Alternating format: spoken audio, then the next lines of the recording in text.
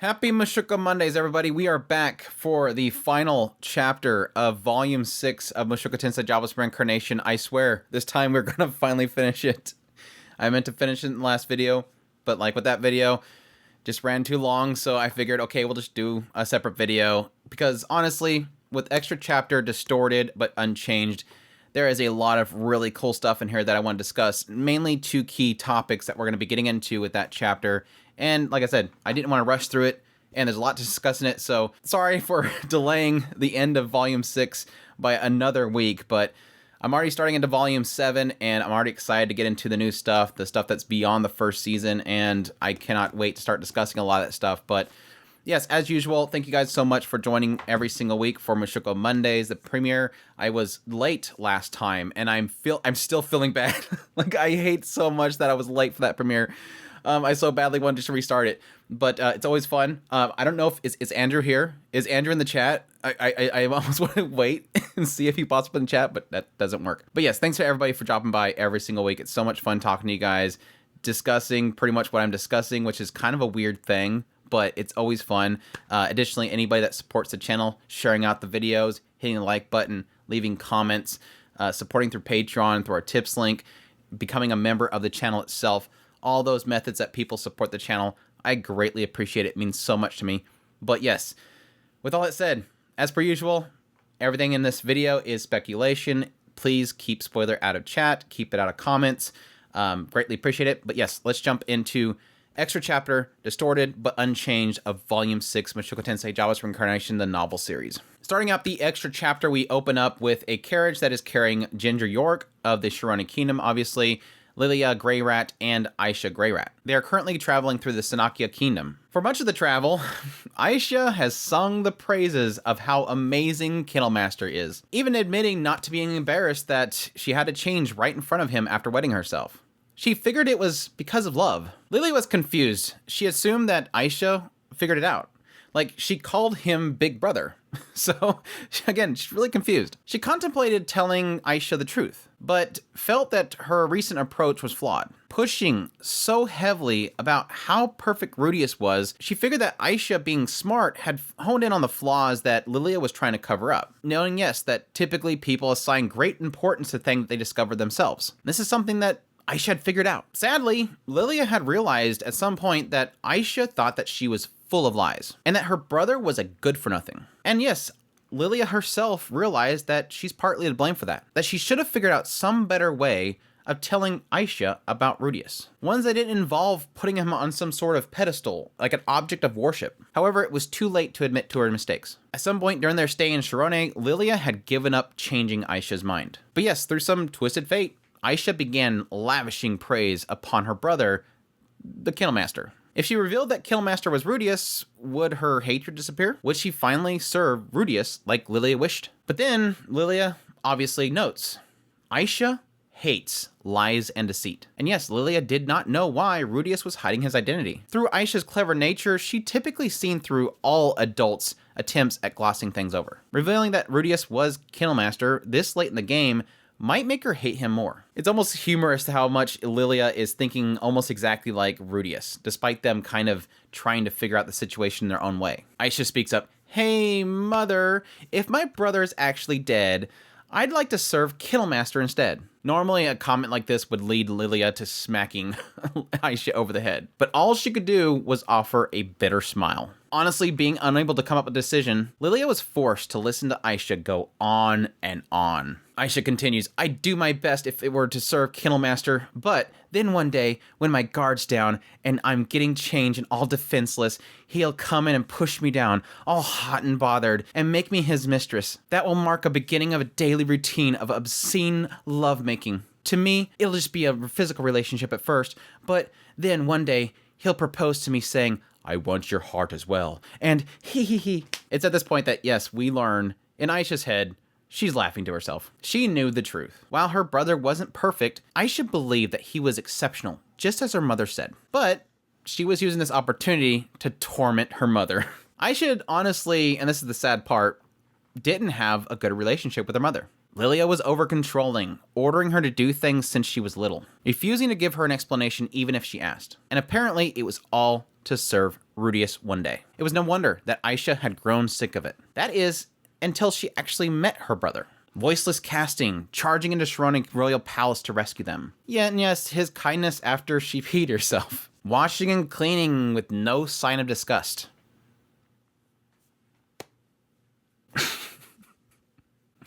It was enough to make Aisha giddy. She thought to herself, so this is what so many people mean when they say dreamy. This is the sad part where we really kind of, and this is kind of actually technically the third thing this chapter really gets into that is super fascinating for me.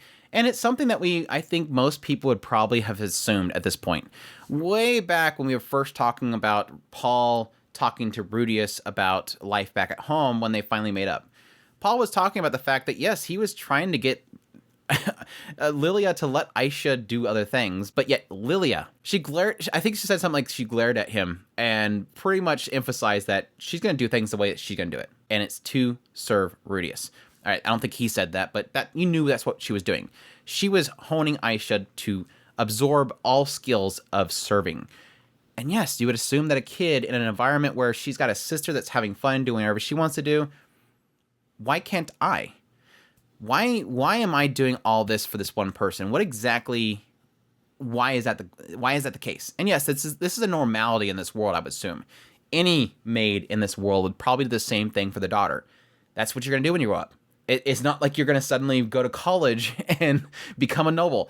If your parent is a servant, you're probably gonna be a servant too. But again, Rudius's household is kind of a weird thing because again, it's not like a noble family. It's not like a rich mansion or anything like that. This is a very wholesome family. And yes, Lilia is seen as an equal. Like Zenith has taken her in and loves her. So it's not as if Lilia, once all that stuff went down, the dynamics in that household changed immensely. And yes, Aisha is Paul's daughter. But no, anyways, I'm getting sidetracked. Aisha knew that if she wanted to keep up with Rudius, she had to be exceptional too. There's another character that is measuring themselves up to Rudius and their fake image of what he is. With that in mind, she was finally grateful of everything her mother taught her. So here's this moment where she finally realizes, despite the fact that she was angry that her mother was doing that, she sees now, it's almost as if she now realizes, I want to serve him. I want to work for him. I want to be with him. And, oh yeah, I have the skills to do that now. Lilia was right. My mom was right. She was right to teach me all this stuff because now I'm exceptional so I can actually keep up with him. Which is, again, kind of tragic when you think about it. Without her training, she would never be able to serve an extraordinary brother. Aisha yells out, I wonder if my brother's really dead. Then I can go straight into the arms of Kennelmaster. Lilia speaks up. As long as Lord Rudius hasn't passed, you're going to serve him, you understand? Of course, I know that, but just for a year, okay? After that, I want to spend the rest of my time with the Kennelmaster. No, that's This is the first time that Aisha had seen Lilia flustered. She continued for a while after that. This is where things get really cool in my eyes. Lilia suddenly, in the midst of all this, starts to talk about her life.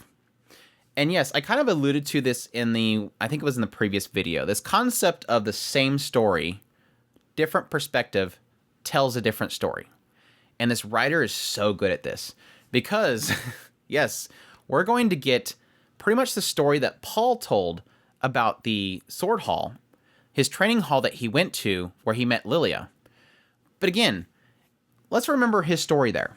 The gist of it was that he went there to train. Some point he was so good that everybody around him started to treat him badly. And at some point he wanted to get back at them. He felt he was better than them. So he decided, I don't need your training anymore. I'm better than you and I hate the way you're treating me. So I'm going to take the one thing that you all prize, Lilia. I'm going to take her. I'm going to deflower her and then I'm going to leave in the middle of the night and nobody will see me again. He acknowledged that, yes, when he looked back at that moment, that was a stupid moment. He was a stupid kid. But no, a lot of the emphasis in that story was the idea that he was better than them. They looked down upon him. They mistreated him. He was a stupid kid, so he deflowered and left. So much different from Lilia's perspective, and suddenly everything makes sense. And it's really screwed up. Yes, Paul, you're an idiot. But yes, starting out this little segment, Lilia was born in a remote village of the Asura Kingdom. Later, she was the only girl in a water god-style swordplay training hall in Donati region. She had no surname, as commoners weren't given one in the Asura Kingdom. That's what I was mentioning earlier with Eris no longer being Grey Rat. She's just known as strictly Eris. Yes, it's because she technically gave up her name, because she's now technically dead. But that's typically, this is kind of where I was talking about this idea that if you're just a commoner in the Asura Kingdom, you don't have any surname. She's known strictly as Lilia. But yes, the hall itself was run by her father, and she had taken up the blade early and learned it quickly. We kind of mentioned this in the first background story of Lilia, the idea that she was technically a trained fighter. Like her parents, she was terrible with words, conducting herself coolly and quietly, and she didn't have much charm. But working hard, all those around her loved her. Despite her lack of talent in the sword, many students found her endearing how hard she practiced. The students doted on her like a little sister, and her life was peaceful in that training hall. Unfortunately, that all changed once she reached around the age of 13. Her body seen changes from puberty. The students obviously stopped showering with her, and they avoided speaking one-on-one. She was a realistic girl, so she could sense their hot gazes on her. The other problem that arose was that her mother was ill and unable to give her father a son, someone to inherit the training hall. This meant that Lilia would have to marry one of the students to inherit the hall. The students, however, were all like brothers to her, which is why none stood out as candidates for marriage. The topic on who the master would choose to be her partner for marriage was a hot one. Behind the scenes, those interested would be competing with one another. Then, Paul entered the scene. Lilia's father readily welcomed him. He was bright, with an energetic personality. He became popular with everyone in a flash. He was talented and absorbed techniques quickly. This was all thanks to the fact that he was pretty much already learned in the sword god style. It took no time for Paul to grow so skilled that Lilia's father couldn't compete with him. With his skill and his popularity with the students, it was soon decided that he would be Lilia's partner. It's a little bit of a different story, Paul. Hey, Paul, did you want to include that part in your story? It is kind of one of those things where you wonder if it's like, does he just not remember? Did he not notice it? Did he not pay attention? Or does he just, is it one of those aspects of like they're telling the story, but they don't want to tell it their own way? There's almost like a personal choice of what to include in a conversation about a character's backstory that you wonder if the writer allows them to do that. Who knows? Yuki, you're snoring really loud. Hi, good girl. Lilia was bewildered by the suddenness. The speed of which things proceeded set her heart aflutter. Paul was unlike all the other people she had seen before. He was so free-spirited. He possessed neither rigid thinking where swordplay was concerned, nor firm belief in lineage and inheritance. His carefree lifestyle seemed dazzling to Lilia. And that's where Paul didn't realize he was causing a problem. Paul was a bit too different from the dissonance of the training hall. And it wasn't just his lax view on swordplay, household duties, or lineage, but also his approach to women. Even though all the other students and everybody openly welcomed Paul in, they suddenly wanted to get rid of him. Even if they were fine with somebody appearing out of nowhere and stealing the seat of the hallmaster from them. Like, they were all fighting for this. They were all pushing for this. Paul came in, they all liked him, and he was incredibly skilled. They were kind of okay with that. They were kind of okay with this outsider just coming in out of nowhere and sweeping this title away from them. But they didn't like someone treating something they have felt precious as worthless. He didn't care. That was the problem. He didn't care about this thing they were trying so hard for. He didn't care about this stuff. He didn't care about Lilia. Now, while they were bullying, Lilia would reprimand them. But this only made it worse. Any other boy would have taken their leave due to this. But Paul, and this is from the perspective of Lilia. But Paul was a bad boy. His mood soured, and he acted out. One night, he snuck into Lilia's chambers and stole her innocence. She struggled, of course, but there was nothing she could do. She was left in a daze. She couldn't imagine a boy she had spoken to days before cheerfully would have done this. Even before her mother discovered her in her chambers, Paul was already gone. Paul, you're a jerk. I still think you're a jerk, Paul. And it is kind of interesting to kind of look back at this stuff. Like, technically, he was going to give Lilia to Paul, and he decided to take it anyways. I'm getting ahead of myself. After that, obviously, she had gained a massive distrust for men. She had a fear of gazes, and she avoided contact with anybody. Despite her father needing to have her married to keep the hall going, he was still a father. And knowing that she could not be with a man, he instead used his connections to recommend her to the Asura royal family as a maid and lady-in-waiting whose duty was to take up arms to protect the royal family when necessary. Massive credits to her dad. I really like her dad. Despite, again, this is his hall. Like, this is his joy. This is like this thing that he's built up. I mean, it doesn't give us a real, like, idea about how long this hall's been around. It could have been around for generations. Maybe he opened it for 2 years and then suddenly, I need to make sure I have a kid. It doesn't really get into those details, but still, his willingness to say, look, I'm not going to force somebody onto my daughter just so I have somebody to take over this hall. I'm going to get her to a place where she can still have a life. And yes, you could probably argue the idea of having her there would be difficult. The only thing I would really say that it's against her father's decision here is that, yes, technically she's sending her off to the Asura royal family, who, yes, she mentioned it in her backstory, not in this segment. She completely skips it. But yes, she talked about the fact that, yes, after Paul did that to her, she then goes to the Asura royal family, and then while she's there, she had experiences with the men there. And it was much more uncomfortable. And it was kind of this weird, sad thing about the fact that she would have liked to be with Paul rather than these nasty people that were doing terrible things to her there. And yes, I kind of wonder if that aspect of other people in the Asura royal palace forcing themselves upon her is the reason that she now says here, even though she gradually overcame her distrust of men while working as a guardswoman, she eventually sustained an injury while protecting the princess and was discharged. That was when she eventually looked up the job for Paul's family, and that's where she rekindled her affair and was pregnant with Aisha, becoming his second wife. And yes, side note, in the end, she still married him. In the end, she technically still married him, which is kind of the funny thing at the end of this whole comment. Lilia at this time was unsure if she was happy or not. She was a mistress, and Paul probably loved Zenith more. Zenith was a dear friend to Lilia, but here's where it gets really heavy. She had feelings of guilt and remorse. Obviously, she stole her man while she was pregnant.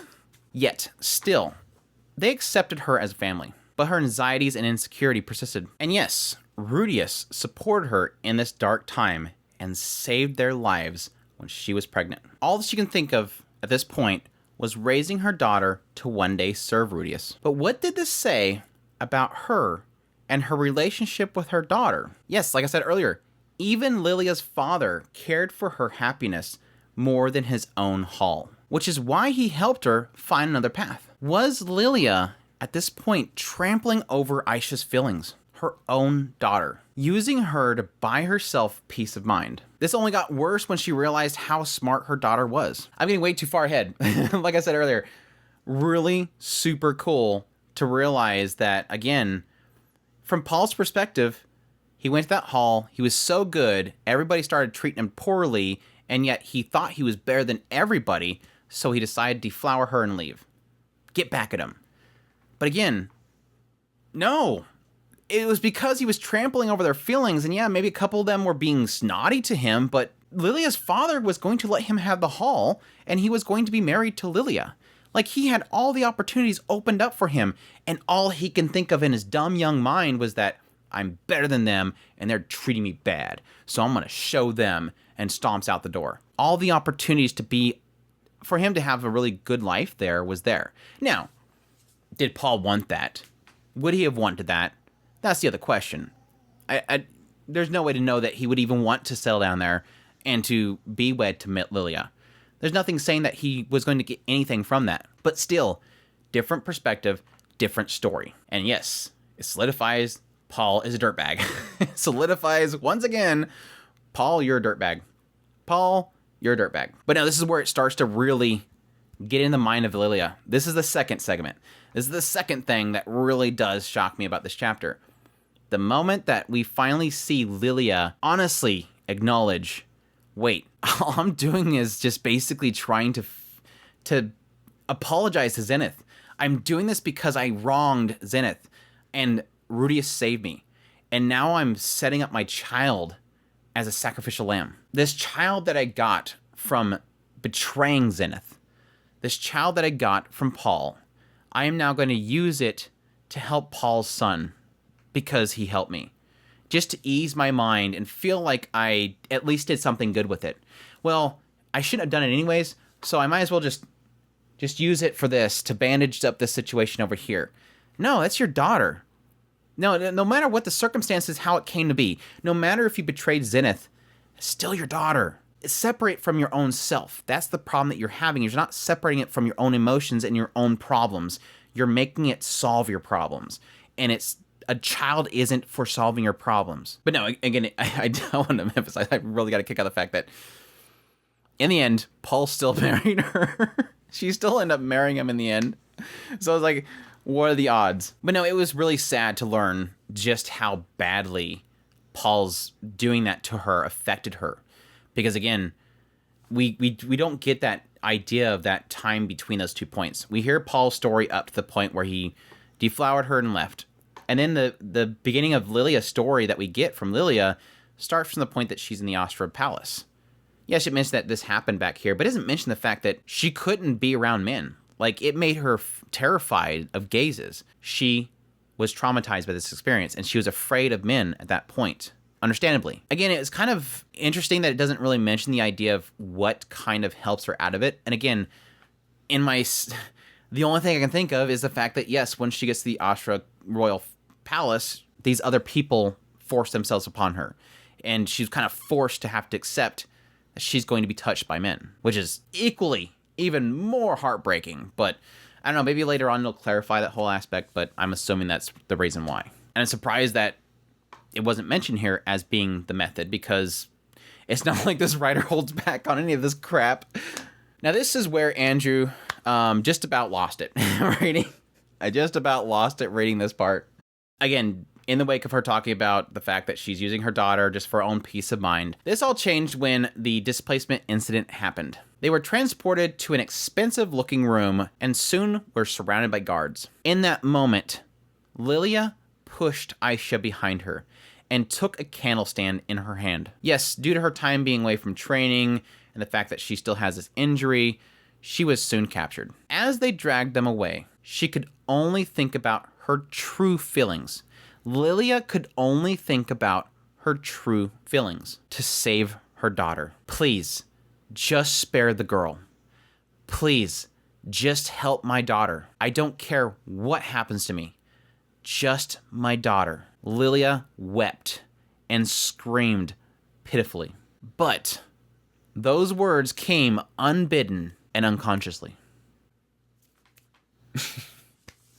Despite all of her worries, she's doing all this terrible stuff to her daughter, forcing her own pittance on her daughter, forcing her own desire to undo her mistakes with her daughter.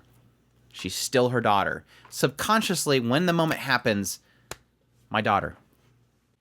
I still think it's kind of just a screwed up relationship, don't get me wrong, but it still warms the heart to know that she acknowledges in the end, wait, I do love my daughter. As they were confined in the castle, Lilia's heart was lighter than before. Spitting those words in the moment of desperation meant she no longer doubted her love for her daughter. And this is where it gets in the whole unfortunate aspect of the world they're in. And Lilia was satisfied that her desire to have her serve Rudius wasn't purely a selfish one. Again, I think this is one of those kind of realities of this world. This idea of, like I was mentioning earlier, the idea of a servant and having a child, and that child is going to pretty much be a servant. I think this is the moment where it kind of gets a little twisted.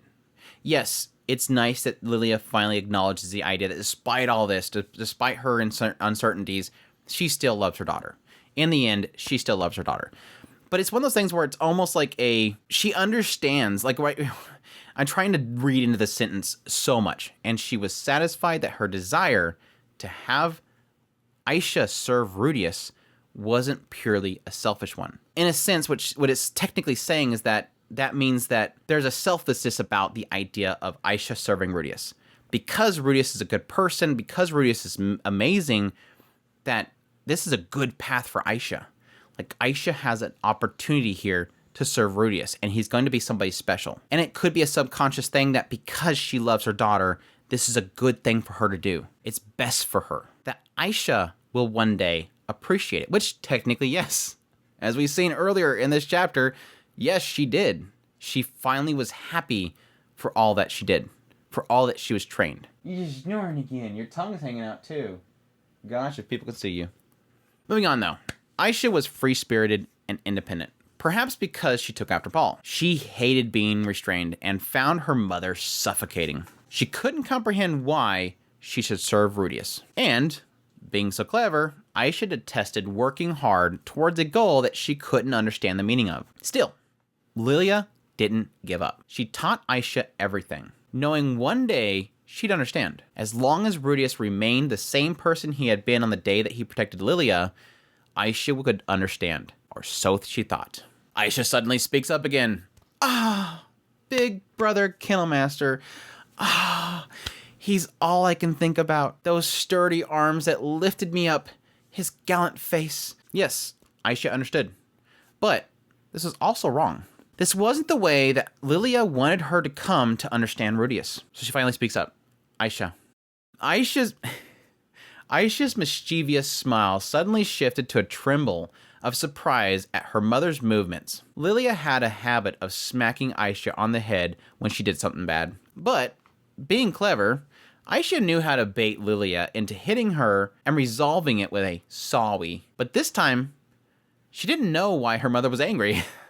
In Aisha's mind, she's thinking, but Mom, I'm complimenting Rudius technically, the one that you told me to serve. Did she mess up?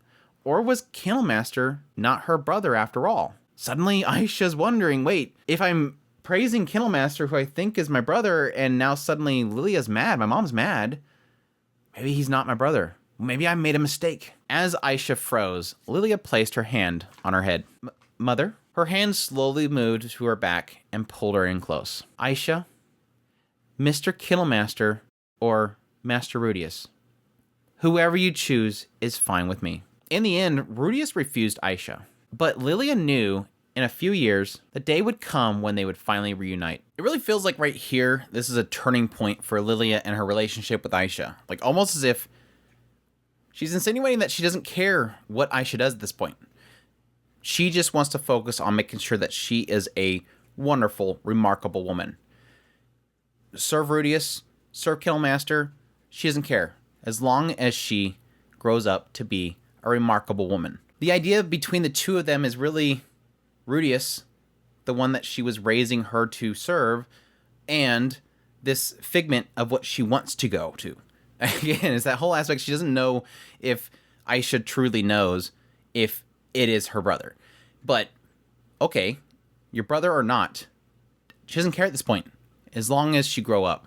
As long as she puts everything into making sure that Aisha grows up to be a remarkable woman. Giving up that previous desire. Giving up that focus that Lily had this whole time that she herself acknowledges was a bad way to raise her daughter. Lilia continues, and when that day comes, give everything you have to serve him. As Lilia said those words, she swore to herself that she would raise Aisha to be a wonderful woman, and that it wouldn't be for Rudius' sake, or for her own. Lilia was aware that her own egotistic feelings were still mixed into that sentiment, but she truly, from the bottom of her heart, wanted Aisha to grow into a remarkable woman. I mean, technically, if you think about it, putting aside the fact that she's been raising Aisha this whole time to serve Rudius, in the end, she still has an incredible girl. She still has a genius daughter, a clever girl, and one that she's been sort of... And yes, you can argue the fact that we don't really know how much time she even let Aisha have a childhood.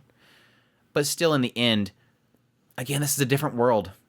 And there's a lot of children that would be in a setting like this that would be raised from their childhood to take over the role of their parent. Not allowed to have a childhood because the focus is that they would one day be able to take care of themselves. Aisha, in the end, despite the fact that you might claim that it's harsh that she put it through all that training, constantly pounding things in her head that she soaked up, in the end, she's trained. She's knowledgeable. It's a good thing. So despite the fact that Lilia has her own insecurities about where her daughter's going and how she forced her daughter into something, her daughter is incredible no matter what. No matter who she serves. In the end, she took care of her daughter. In the end, her daughter's secured in her future. Hopefully. Unless the writer decides to do something terrible. No spoilers. Aisha, being embraced, says, "Ah, I guess you caught me after all.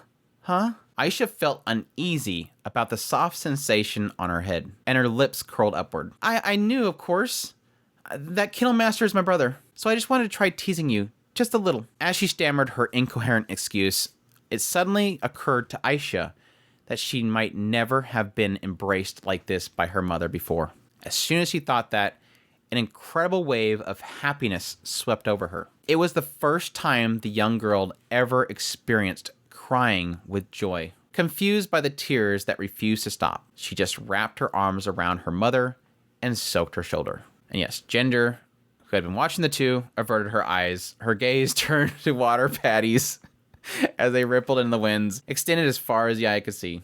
Okay, that answered the question about how much of a childhood Aisha had.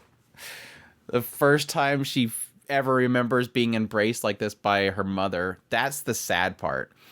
That's the sad part of the whole thing, is I mean, technically it's saying that her first time experience crying with joy, but no, it's specifically saying there, she might never have embraced her like that. She doesn't think that she's ever had that experience before.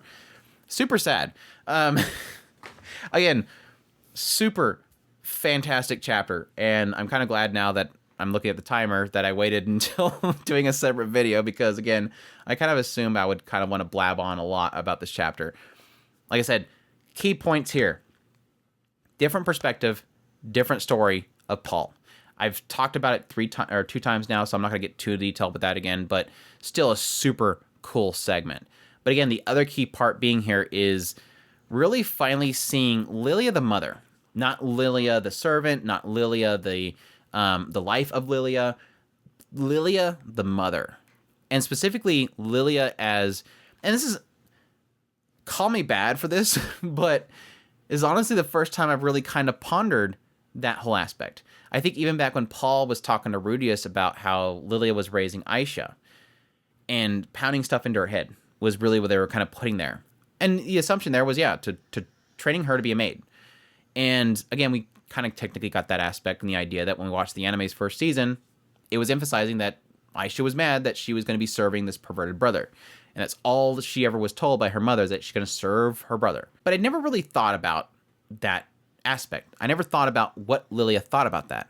Would she ever consider that was a bad thing? Because again, in this world, you would assume that most people would be raised to do, if you're a servant, you'd be raising your child to be a servant eventually. But I never really thought of it in the perspective of her raising the child to be a thing that undoes her own wrongdoing. That is where it twists into something that's really kind of fascinating. And yes, very heartbreaking. But I like in the end, the final moment of Lilia's perspective in this chapter is really finally realizing at some point, yes, she does still love Aisha. And she still wants the best for Aisha. And that's kind of the icing on the cake after all this uncertainty and sadness about this relationship that, honestly, after reading this chapter, I suddenly realized, gosh dang, the two of these are of dysfunctional mother and daughter. And it sucks. But what mother, father, daughter relationship in this story so far has been a clean-cut relationship. Even Roxy with her parents is not a very clean-cut relationship. Rudius with Paul was nowhere near a clear-cut relationship. Zenith with her parents, not a clear-cut relationship. Paul with his parents, not a clear... Who's a normal parent-child relationship in this family? Rizard is not a good father-son relationship story. I think I figured it out. Refugin he must have a really bad parent. He must have a really bad family relationship, I'm thinking. I did want to point out that technically this chapter sort of does reveal the point in which she did realize that Rudius or Killmaster was her brother. I think it kind of insinuates that it was the moment that she seen him. The Vol6 casting, charging into Shirone Pastel to rescue them. That was the moment that she kind of realized it, because it kind of extends the idea that, yes, she peed herself and he didn't show any signs of disgust. Like, she knew, like, from the very beginning that was the case, which kind of makes sense that she'd be so comfortable just kind of disrobing in front of him. I think the most tragic thing about this extra chapter is it's a final realization for me reading through it that Lilia, so far of all the characters, I mean, maybe Zenoba, Lilia of all the characters so far has the most screwed up life that I've seen so far. And that's mainly because we get a broad sense of most of her life. I mean, she's getting up there in age, as they say, as Rudius has said. She's getting up there in age. This is a girl, again, let's recap it here. Girl who was raised by her family, you know, parents seemed to be good parents. Father was at this training hall. She's going to the training hall. She meets all these guys. At some point, she's going to get wedded to somebody. They're going to probably live their life, taking care of this hall for her father, live on that legacy. Paul comes in, excites her, takes her, deflowers her, destroys her, makes her afraid of men. Her father, trying to seek the best for her, sends her off to the Austria Royal Palace. There, she's attacked by men over again.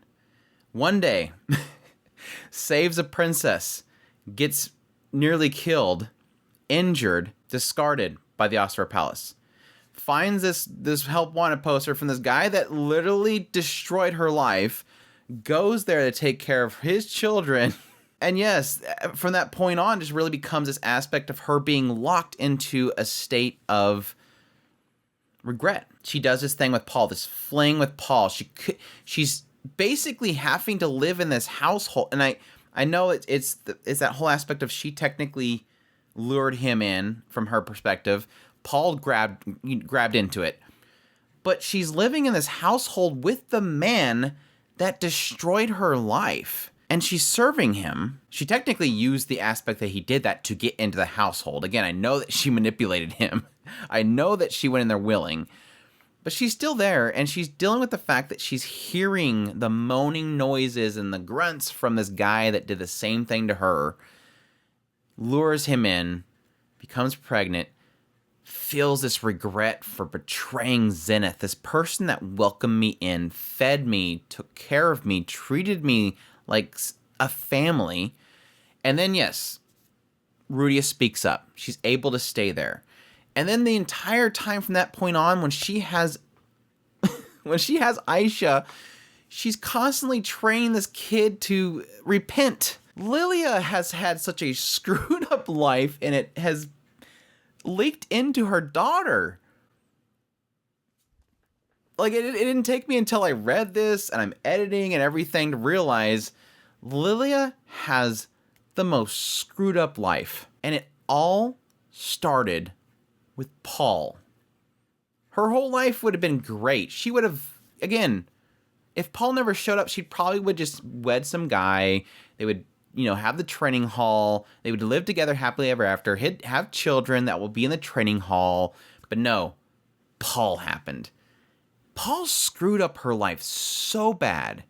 It kind of makes it nice that at the end of the first season, you do see that, he embraces Lilia. She's crying. It's like, again, I think that was a realization point. That point where she is happy to see Paul again. Because you do get a sense that despite how screwed up this whole situation is, she technically does love Paul. Sadly. Sadly. But again, it's like it's even makes it more scary the fact that it's passing off to Aisha.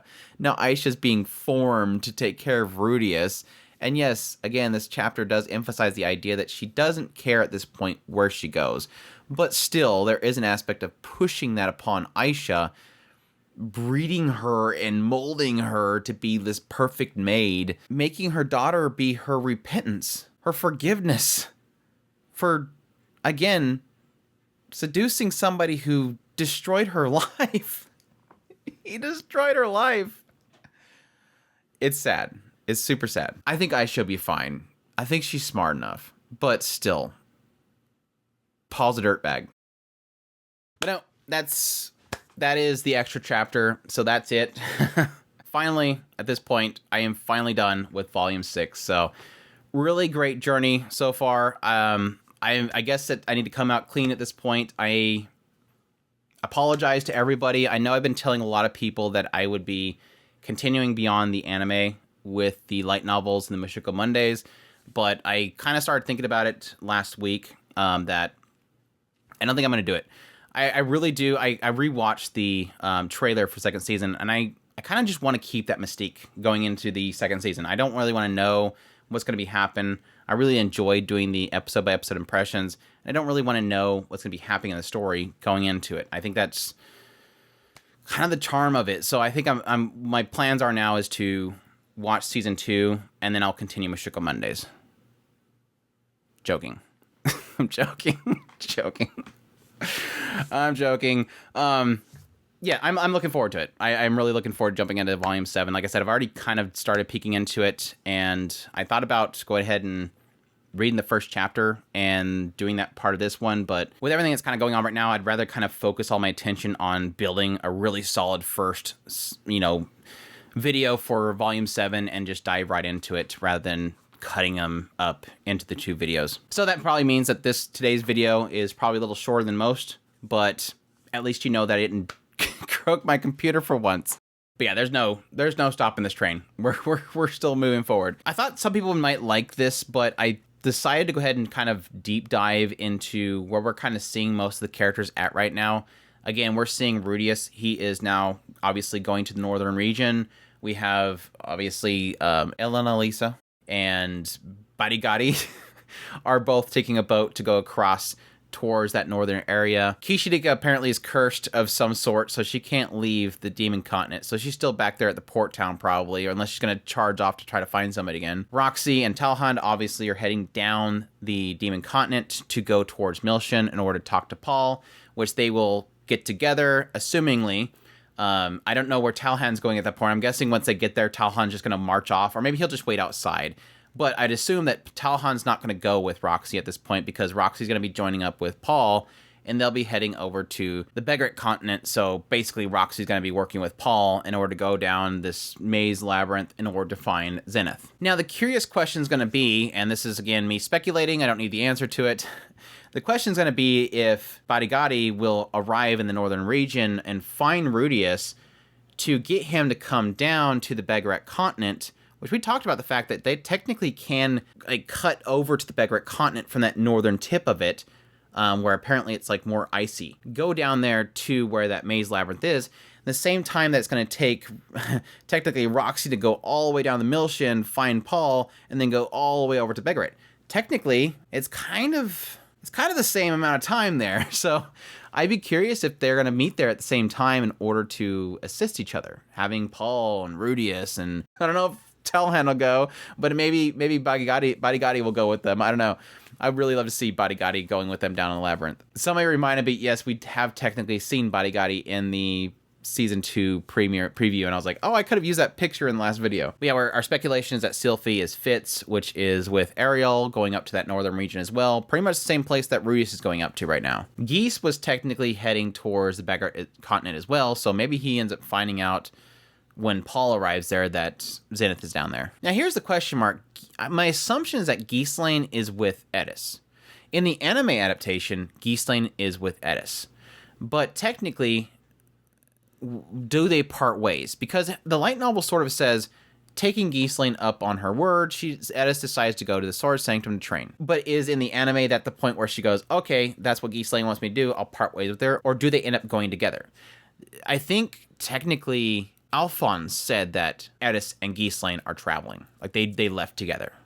So my hope is that at least Edis and Ghislaine stay together. Where's the Sword Sanctum? I don't think we've actually noted where on the map it's at. But yeah, Lilia and Aisha will eventually meet up with Paul at Milshin because, again, the anime pretty much shows them embrace each other there. Soros dead, Philip dead, Hilda dead. Orsted apparently is going down to the southern part of the central continent, or maybe into the conflict zone. I mean, it's somewhere in this southern area up there. Because I have sneak peek into the first couple pages of Volume 7, I know that Bruno is going to be traveling with Rudius. But he didn't mention his donkey. And then obviously Reserved, we don't even know where he headed off to. So yeah, that's kind of an idea of where everybody's at right now, and I'll be excited to see where things go from here. But again, sorry again for not getting into the Volume 7 yet, but that'll just make the next video that much more sweeter. And I hope you guys will be patient for me. Trying to keep things flowing, keep things moving, and it's super exciting. But anyhow, I hope you guys enjoyed this Mushoku Mondays, and until next time, thank you so much for your support, all those in the chat, all the comments, the likes, the shares, the subscriptions. All that stuff means so much to me. Everybody that supports us through our Patreon, our tips link, and our YouTube memberships. But with all that said, until next Mushoku Mondays, y'all take care.